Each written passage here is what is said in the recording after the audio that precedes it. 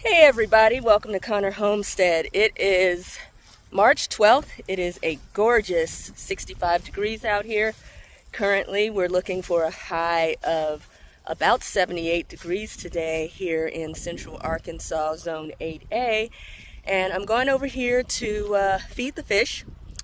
I have been feeding them pretty much daily for the past couple of weeks, after realizing that I should have been doing that in the first place and they would have been, big enough to catch by now, certainly. The high tunnel greenhouse is behind me.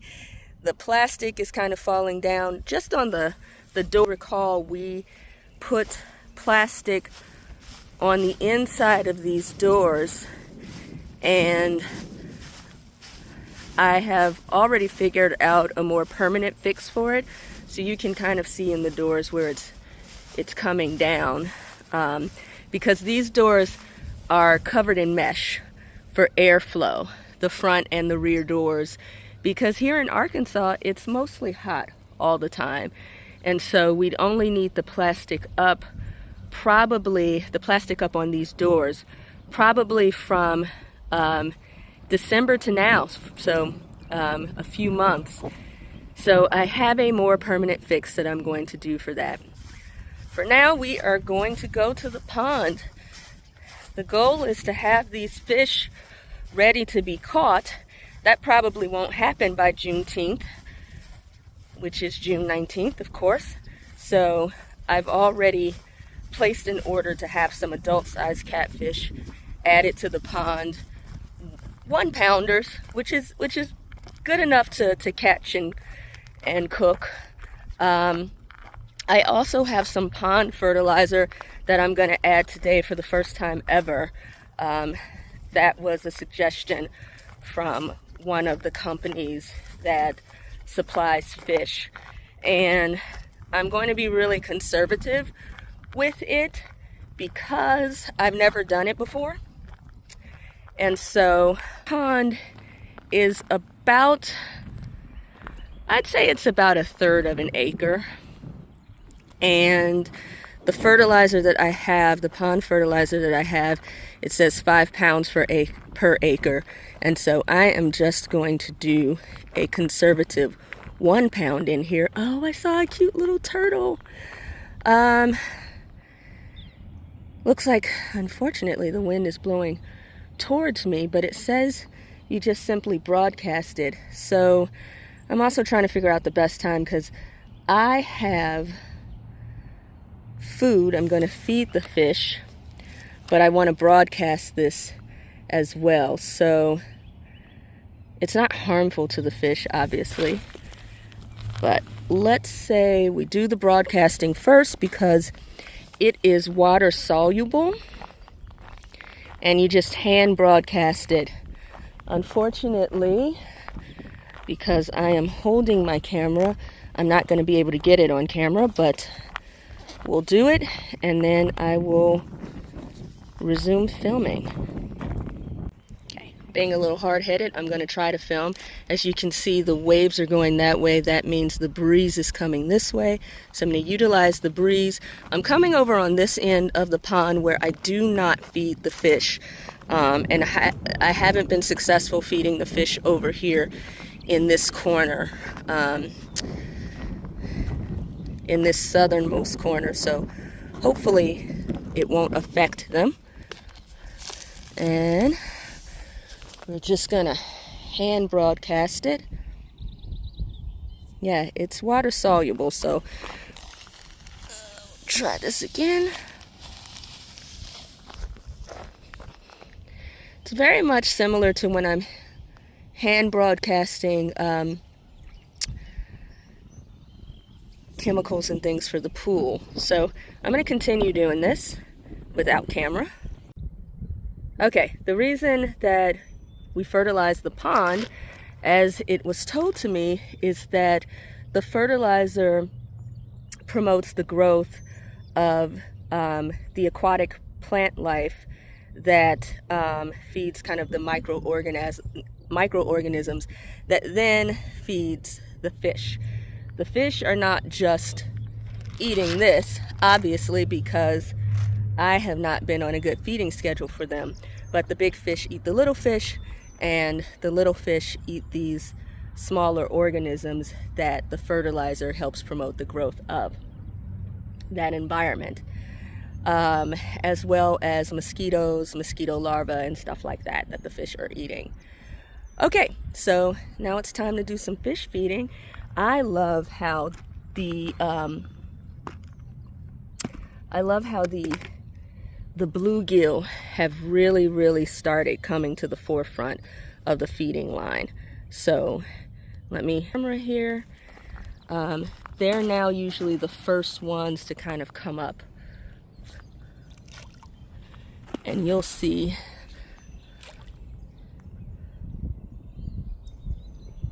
there we go.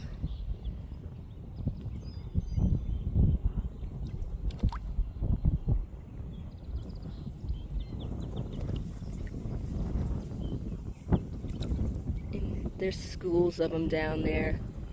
It's so cool. Here comes the catfish. I can already see some growth just in the 2 weeks that I've been feeding them every day.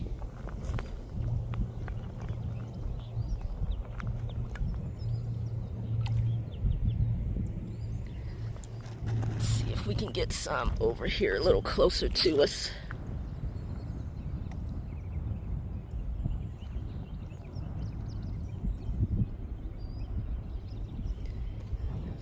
Zoom in and you can really see them under there. There they go.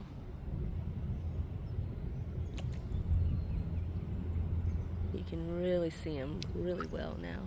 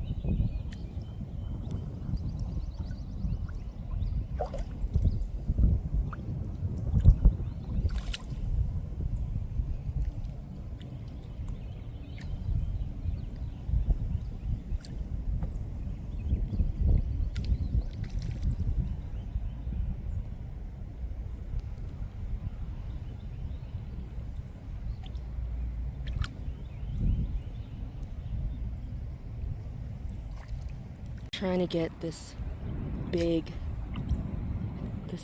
greedy catfish. Oh, look at him. Come on, buddy, come back up. There you are. Oh, he's a nice size. I mean, still not big enough to eat. I've got him zoomed in. But yeah, he's getting there. He's getting there. He might be about a half a pound. We want at least 1 pound, so we need twice his size. Where'd you go, Big Bugs? I don't think that's you.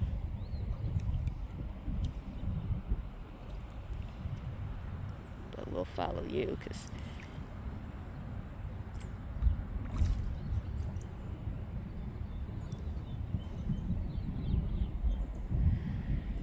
so I've kind of tracked one of them at a time, like that bigger one, and watched how many times he came up and about how many kernels of fish food that he consumed. And the most I've counted for a fish that I've been able to continuously watch like this is about 20. And the fish food says that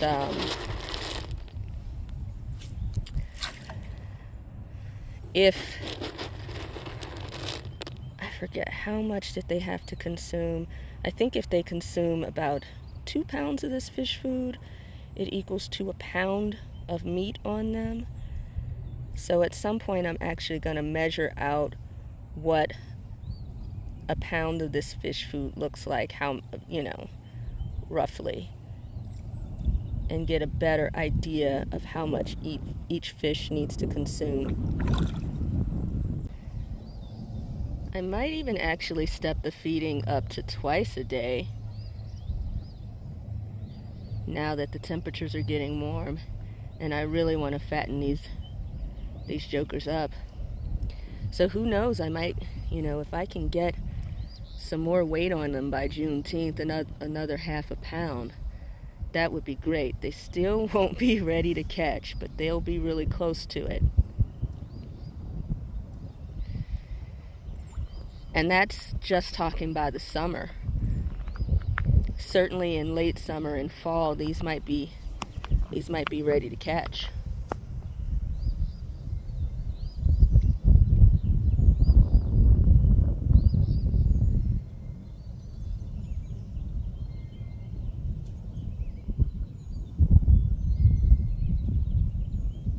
At least the catfish.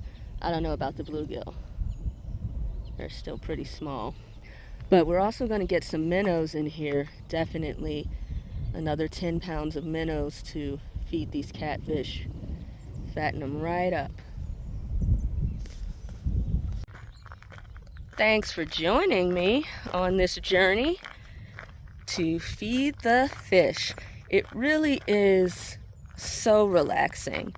And I just, during the growth season, I had gotten so overwhelmed with the greenhouse because we've done so much, and even though we tried to stagger these projects, they got bottlenecked. So the pond and the fish and the greenhouse all got bottlenecked.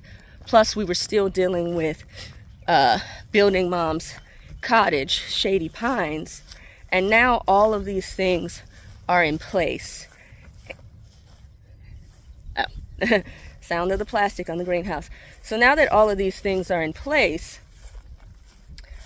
some of them require less maintenance. Mom's cottage is done. She's been living in it for a year. We sold her house in Chicago, and the pond is there. The fish are in the pond, and we have to kind of renew our focus on the greenhouse. We've got to get all of that soil out of there that has just all the seeds for the unwanted things growing in there, weeds. And so we've got to get that done. We are planes overhead. We're by the Air Force Base. We are a little behind on the season. Like I said, it's already kind of well into March, and with the greenhouse, we could have gotten started in February, but we just haven't had it cleared out yet. So that's something that we're going to have to do. But I'm excited because I am on sabbatical, and that means I have time to just focus on homesteading and writing, which is the plan. So thanks for joining me, and we'll see you next time, hopefully with bigger fish.